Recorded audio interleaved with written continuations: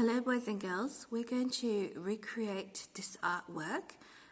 This video is going to show you the steps to draw the foreground, middle ground and the background of a picture.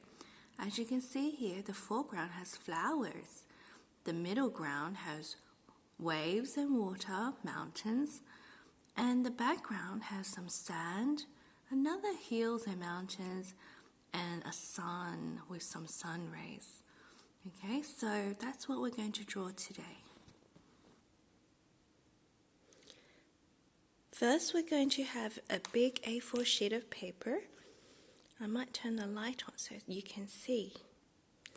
Now you can use a pencil first, but I'm just going to go in and use a marker because I have done this before and I'm quite certain I can do it well.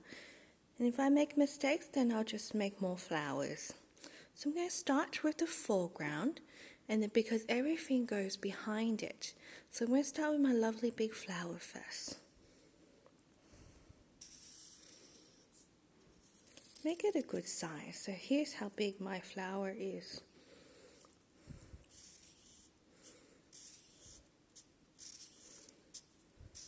So I'm going to make round shapes, just like a teddy bear's ears, and put a line in the middle. Now you can pause this video anytime to keep doing what you are doing. So I'm just going to make some patterns.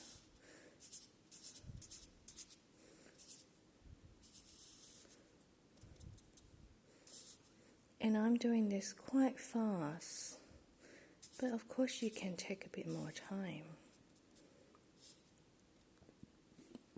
There's my first flower. So next I'm going to put some flowers behind it. So it looks like one flower is behind another flower.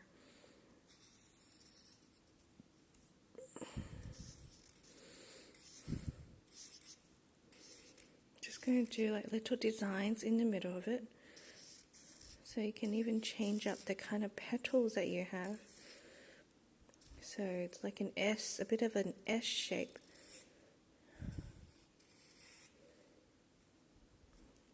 And I have two papers here so that it doesn't go through to the next page. I'm going to continue drawing different kinds of flowers. So I think I'm going to go back to this one again.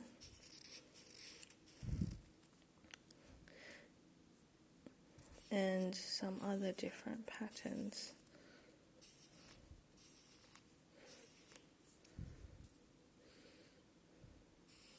So I'm just filling up the foreground with lots of different flowers.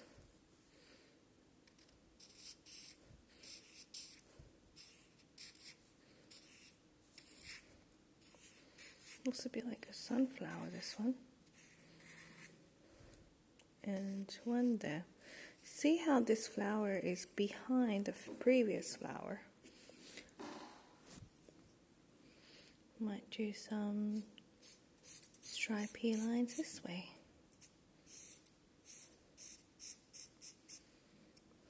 And maybe some crisscross.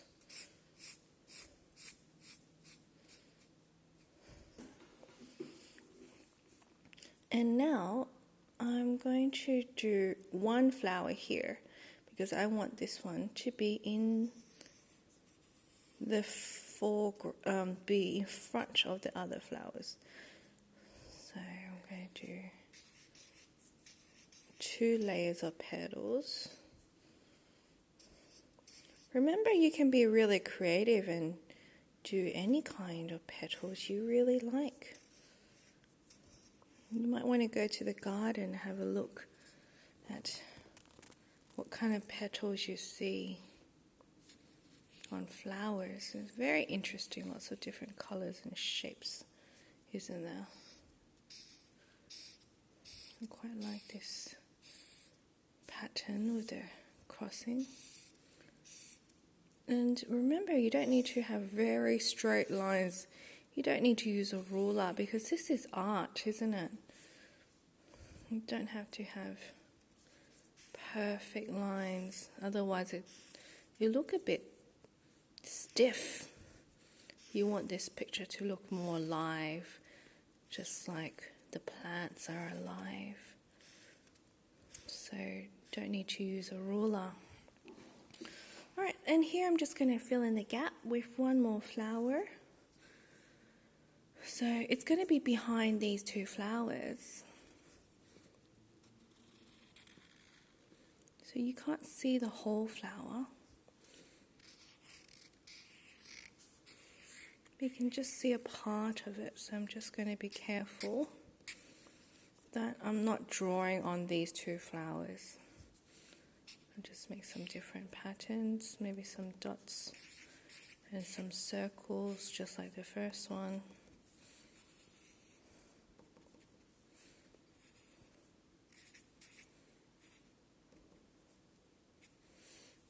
Oops, and see how this line should continue.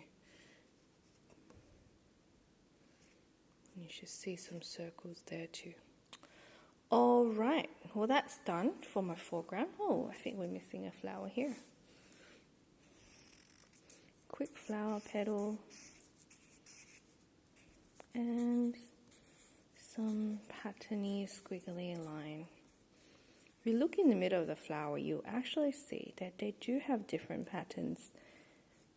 Maybe not dots and circles, but they do have very nice patterns. Alright, next we're going to go in and we're going to do layer at a time, okay? So, the next one we're going to do some waves. So we're going to start on this side. Okay, so first we're going to start on the edge and make a nice curl.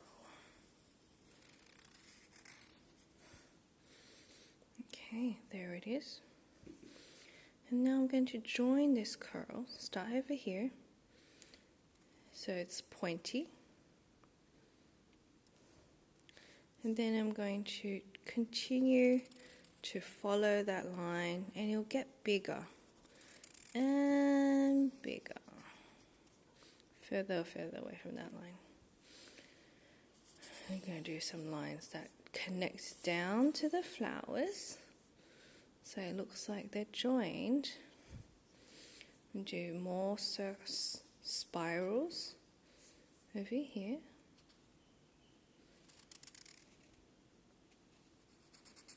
And just connect to that line. Again, I'm going to make it look sharp. See how I've made that look sharp there. And I'm going to follow that and just join it to the first curve, and then just do another curvy line down to the flowers. And I think I want to do one more taller one. Just make sure you have enough space to do the sun and the sand as well. So don't make it too big. I think I've already made these a bit too big, so I might just do a little small one over here. Oops. I think I should have done that. Just have fun with these waves. Make it sharp again. And because these waves are tall, we're just connecting it down. Okay. Alright, now we're going to do some ripples. These are really easy, just squiggly lines. So let's go.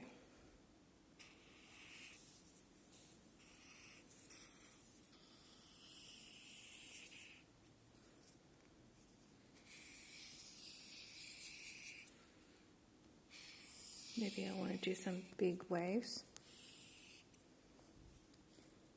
as well.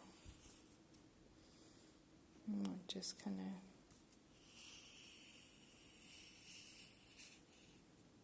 do that. Okay. And maybe just one more. Okay, I think I might leave it there. Alright, now we're going to go and do some mountains. So one big mountain over here.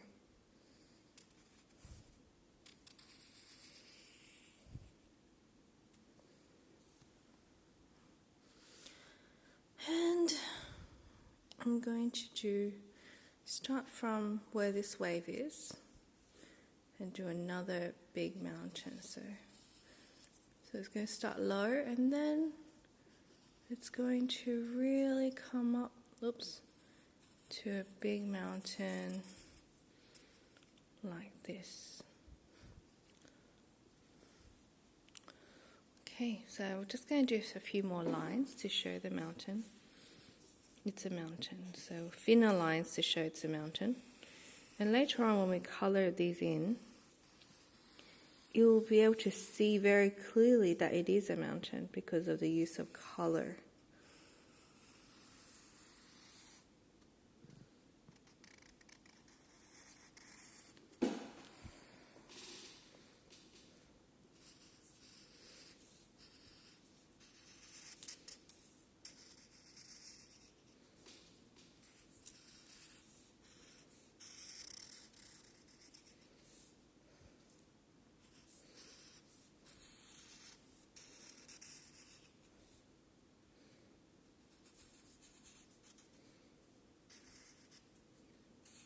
And we have a different, like a hill here, so that would not be lined. Okay, we'll just leave that one there. All right, so next we're going to draw. So now we've drawn the foreground, the middle ground, and now we're going to draw the background, okay? So you could say the mountain's in the background. We're going to just draw some sand now. So how do we show it's sand? Maybe we can draw some dots. So I've just kind of made the sand on this side and the mountain on this side. So kind of like in the middle, there's like a middle point there. And it just makes the picture. So we're going to put the sun right in the center. Just makes the picture like drawn to the middle, you know, with these vector lines. So here's my sand. I'm going to just put lots of dots to show that it is sand. So just have fun with these. Don't have to be very neat. But make sure you're not going to dot the waves, okay, because yes, there is sand in waves, but you can't really see that, can you? Okay, so this is very important that you do have a piece of paper underneath, maybe a newspaper or some scrap paper, because you really don't want it to go through on your table when you're dotting. All right, the last thing we're going to do in the background is a sun. So make sure you draw a really round shape for the sun, okay? Okay, let's see how big we want the sun. So have a think to yourself, how big do you want the sun? So I think I want it like this big. Okay, so let me draw a really round sun, but it's going to be hidden behind that sand and those waves. So you might want to use a pencil for this because you really want the sun to look quite round. Okay. Alright, I think I'm happy with that. Now I'm just going to draw the lovely rays from the sunshine. So I'm going to draw straight lines from the sun, and I might do some patterns to echo the patterns here. So let's go. So straight lines, because sun rays are always in straight lines. Just beaming.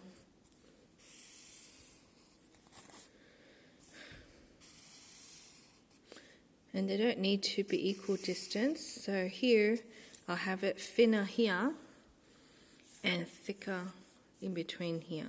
So they're not parallel lines. They do look like rays of sunshine. So make sure you just go into the edge of the paper. Remember, try not to draw on desk. So be very careful.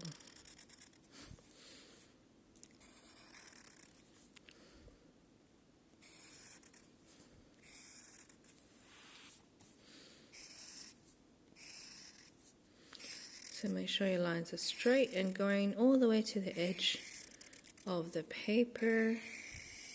You will naturally have it thinner and thicker over here because you are drawing straight lines. Remember, we're not using a ruler because we're not doing maths. We are free drawing. So what I'm doing here is I'm turning the paper so that I can draw straighter lines. So whatever helps me draw straighter lines. You don't have to turn the paper.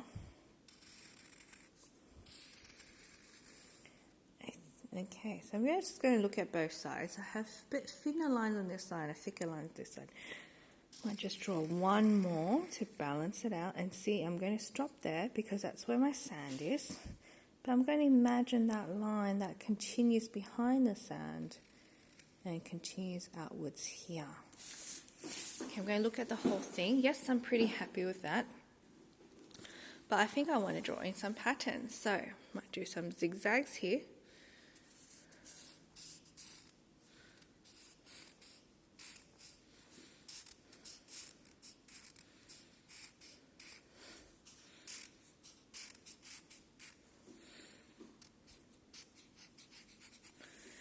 And I'm going to look at the patterns I have done on for my flowers, and I'm going to echo them across. So I might do some dots.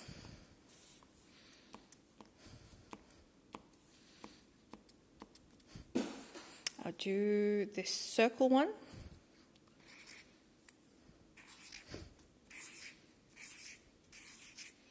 And they do get bigger and bigger, don't they? I'll do this swirly one.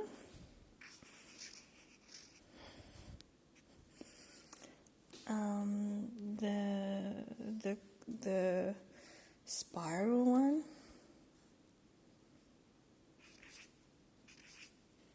They look like E's. Oh,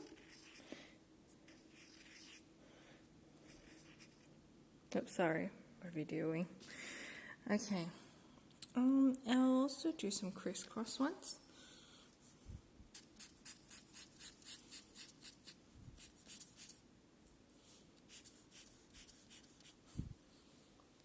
And what else do I have? Just repeat the patterns. Another swirly one, another dotty one. And just look at where your mountain is. You don't want to do it where your mountains are. Alright, I'm pretty happy with that. Now it's time to watercolor. So I've just wet my watercolors with some water. Okay, the first thing I want to do here, now it doesn't really matter which order you do it in, but still it's still important to do the foreground first because you don't want to overlap that. So I'm going to do the same order from the foreground to the middle ground and then the background so you see it very clearly. For the flowers, we're going to keep it warm colors. So your red, pinks, orange, yellows, those kind of warm colors, okay? So I'm going to have a go at doing it, and then you can do any color you like. Okay, I might start with some very strong red color. So just mix your water into your color for a little while until it gets quite red, and instead of having water and solid paint, you have a paste. So see how the bubbles are coming up. Okay, that's what you want. You want these bubbles to come up, and you want the water to be very well mixed with the red. Alright, so I'm thinking, where should I do it? I might start with the middle, so the red will really pop up. So I'll see how my watercolor is. Look at that red, just gorgeous. So right now I have a really solid color. Next flower I might do 2 tones. Okay, just keep going with that. So here I've done a layer of red, and I'm just going to add some water. Okay, and just make it a lighter color. As you can see here, just a lighter color to fill it up.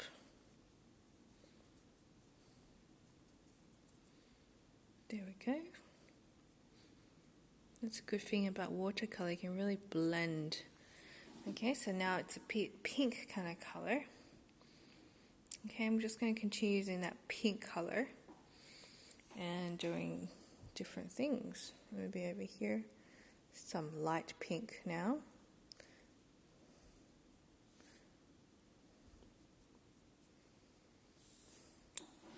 And we're just going to keep using the same brush and think about, oh, maybe even a lighter pink on this side.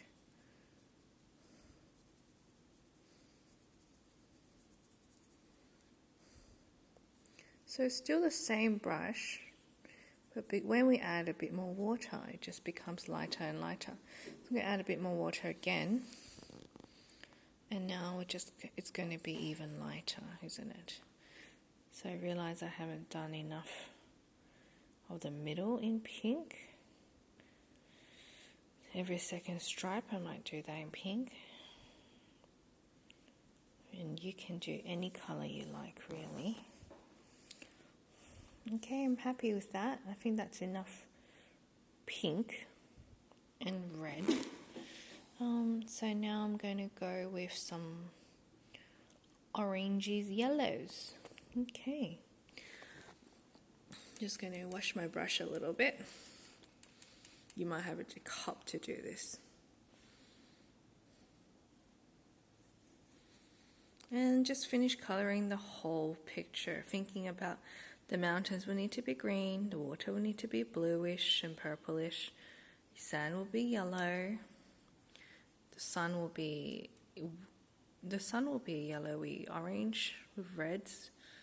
Okay, alright, have fun, bye. Actually, before you go, I'll show you the end picture in a moment.